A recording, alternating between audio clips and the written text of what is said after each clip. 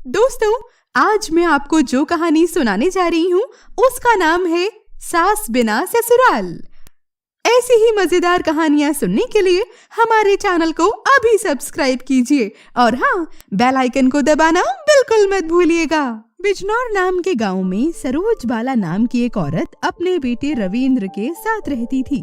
सरोज बाला की एक बेटी भी थी, अंजू, लेकिन उसकी शादी हो गई थी। उसका बेटा रविंद्र एक बहुत बड़ी कंपनी में काम किया करता था, जहाँ पर उसे कीर्ति नाम की एक लड़की से प्यार हो जाता है। लेकिन ये बात उसने अभी अपनी माँ को नहीं बतलाई थी। सरोज बाला अब धीरे धीरे बुढ़ापे की ओर बढ़ रही थी, इसीलिए अब उनसे कोई काम नहीं हो पाता था।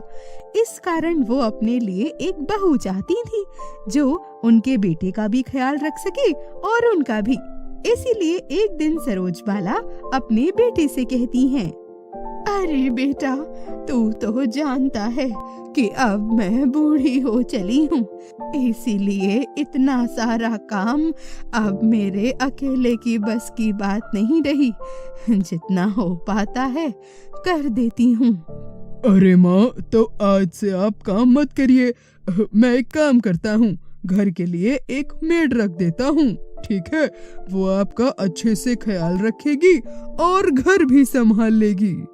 अरे बेटा, मैं कहना चाहती हूँ कि काम वाली की क्या जरूरत है, जब तेरी शादी की उम्र हो चली है तो तुझे अब एक अच्छी सी लड़की देखकर शादी कर लेनी चाहिए, जो तेरा अच्छे से ख्याल रख सके, तुझे समय पर खाना दे, पानी दे और तेरे साथ रहे। इन काम वालियों का क्या भरोसा बेटा, आज आएंगी कल नहीं। हाँ माँ, आप बिल्कुल ठीक कह रही हैं। और इसी बहाने मैं भी अपने पोते का मुंह देख लूंगी। रविंद्र तभी अपनी माँ के मन को भांप लेता है और अपनी माँ को सब कुछ सच सच बता देता है कि वो अपने ही ऑफिस में एक कीर्ति नाम की लड़की से प्यार करता है। रविंद्र की माँ शादी के लिए मान जाती हैं और दोनों की शादी बड़े ही धूमधाम से करवाती हैं। सरोज बाला अब बहुत खुश थी। अरे, अब मेरी बहू आ गई है, मुझे और क्या ही चाहिए अब, बस वो मेरा और मेरे बेटे का अच्छे से ख्याल रखे। मुझे अब किसी भी बात की चिंता करने की कोई जरूरत नहीं। इतने में वहाँ पर अंजू आ जाती है और अपनी माँ से कहती है, अरे माँ, मुझे नहीं लगता कि भाभी तुम्हारा और भैया का ध्यान रखने वाली है। अरे, उन्हें तो खुद ऐसा इंसान चाहिए जो उनका ख्याल रखे। अरे, जब से आई हैं कुछ न कुछ मांगी ही जा रही हैं। मैंने तो कभी ऐसी लड़की नहीं देखी जो अंदर बैठे बैठे बस हुक्म झाड़ती रहे। नई बहू अगले दिन ही सभी के लिए खाना बनाती है और एक ये महारानी है। अरे बेटा, ऐसा नहीं कहते, क्या पता बहू के घर पर ऐसा रिवाज ना हो, इसीलिए उसने ना बनाया हो। कोई बात नहीं, बहू को एक हफ्ता दे देते हैं, आराम करके जब वो चाहेगी तो खुद ही घर संभाल लेगी। तब तक सब कुछ हम ही संभाल लेते हैं, तू देखना, धीरे धीरे सब ठीक हो जाएगा। अब धीरे धीरे ऐसे ही एक हफ्ता बीत जाता है। रविंद्र अपने काम पर चला जाता है और कीर्ति हमेशा की तरह अपने रूम में बैठकर बस आराम करती रहती है। उसे खाना बनाने की भी कोई चिंता नहीं थी और न ही घर में साफ सफाई हुई है या नहीं, उसे किसी भी चीज से कोई मतलब नहीं था। इसलिए सरोज बाला अपने बहू के कमरे में जाती है और उससे कहती है, अरे बहू, अब बहुत दिन हो गए हैं बेटा तुम्हें घर में आए हुए। अब घर की जिम्मेदारी तुम्हें अपने कंधों पर ले लेनी चाहिए। देख बेटा, मैं तो बूढ़ी हो चली हूँ, अब सारा कुछ संभालना मेरे अकेले की बस की बात नहीं है। अरे, तो आप मुझसे क्या कह रही हैं? मतलब अब क्या मैं सारे काम खुद से करना शुरू कर दूं? आपने मुझे पागल समझ रखा है क्या माँ जी? मैं यहाँ पर घर के काम या फिर साफ सफाई करने नहीं आई हूँ और ना ही मैंने इसीलिए शादी की है। समझिए आप? अरे बहू, ये तू क्या बोल रही है? अरे कोई भी नई बहू सास से ऐसी बात तो नहीं करती है ना। और अब तुझे ही पूरे घर को संभालना है, क्योंकि मेरा क्या पता कि मैं कितने दिन की मेहमान हूँ। मैं तो कभी भी जा सकती हूँ बेटा।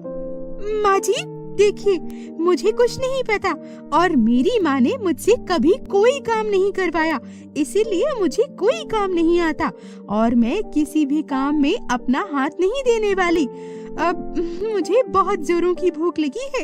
एक काम कीजिए, मेरे लिए एक ग्लास चाय बना लाइए। और हाँ, आप ये बार बार मैं बूढ़ी हो चली हूँ ये सब बहाने मत बनाया करिए। मैं जब से आई हूँ इस घर में यही सुन रही हूँ कि आप हर बात में यही कहती हैं कि मैं बूढ़ी हो चली हूँ, मैं बूढ़ी हो चली हूँ।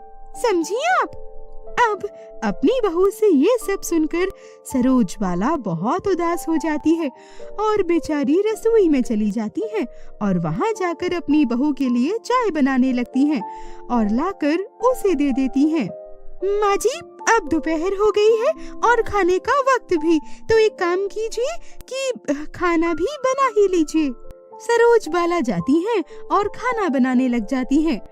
अब सरोज बाला ये सोचकर बहुत दुखी हो गई थी कि जो कुछ भी उन्होंने सोचा था उसका बिल्कुल उल्टा हो गया, लेकिन वो कर भी क्या सकती थी। उनकी बहू कीर्ति जो कुछ भी उनसे कहती वो चुपचाप सुन लेती और कभी भी उससे कुछ ना कहती। एक दिन उनकी बेटी अंजू जब आई और उसे इस बारे में पता चला तो वो बहुत नाराज हुई और उसने तभी अपनी माँ को कुछ दिन के लिए अपनी ससुराल भेज दिया, अपनी सास के पास, और खुद यहाँ आकर अपने मायके में रहने लगी और अपने चचेरे भाई चौबे को भी यहाँ बुला लिया ताकि अपनी नई भाभी को अच्छे से सबक सिखा सके। एक दिन तभी कीर्ति अपने कमरे से चिल्ला रही थी, अरे माँ जी आप कहाँ रह गईं? मेरी चाय अभी तक क्यों नहीं आई? अरे आप जिंदा भी हैं या मर गईं? ओहो भाभी क्या हो गया और आप ऐसे गले के बल भला क्यों चिल्ला रही हैं? अरे माँ जी कहाँ हैं? और सुबह से मुझे एक कप चाय तक नहीं मिली। अरे कहाँ है वो? दरअसल माँ मेरी ससुराल गई हैं। मेरी सास ने उन्हें किसी काम से बुलाया है। अच्छा ठीक है, मुझे क्या करना है इन सब से। तो तुम एक काम करो, मेरे लिए एक कप अच्छी सी चाय बनाकर मेरे कमरे में ले आओ जल्दी। लेकिन भाभी मुझे तो चाय बनाना नहीं आता। दरअसल क्या है ना, मेरी माँ ने कभी मुझसे कोई काम नहीं करवाया, इसलिए। अब इतना सुनते ही कीर्ति गुस्से से लाल पीली हो जाती है। भाभी अगर आपको चाय पीनी है ना तो आप एक काम कीजिए, खुद ही बनाकर पी लीजिए, ठीक है? क्या मैं खुद से चाय बनाकर पीऊंगी? एक काम करो, गांव में कोई नौकर तो होगा ना, तुम उसे बुला ले आओ, मैं उसे चाय बनाने के पैसे दे दूंगी।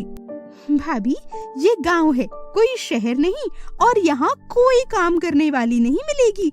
ये सब कुछ बड़े शहरों में होता है, समझी? अरे तो पास में कोई होटल तो होगा, वहाँ से मंगवा दो। भाभी ये गांव है, शहर नहीं, यहाँ पर आपको ऐसा कुछ भी नहीं मिलेगा। माफ कीजिएगा, मैं इसमें आपकी कोई मदद नहीं कर सकती। इतना बोलकर अंजू वहाँ से चली जाती है और कीर्ति का गुस्सा मानो आसमान छू रहा था। थोड़ी देर के बाद जब उसे भूख लगती है तो वो खुद ही चाय बनाने के लिए किचन में आ जाती है और चाय बनाने लगती है। तभी इतने में अंजू और चौबे बाहर से कहते हैं, अरे भाभी जब आप चाय बना ही रही हो तो मेरे लिए भी बना देना। और हाँ, एक कप मेरे लिए भी। कीर्ति चाय बनाने लग जाती है, लेकिन उससे ठीक से चाय भी नहीं बन पाती और ना ही खाना।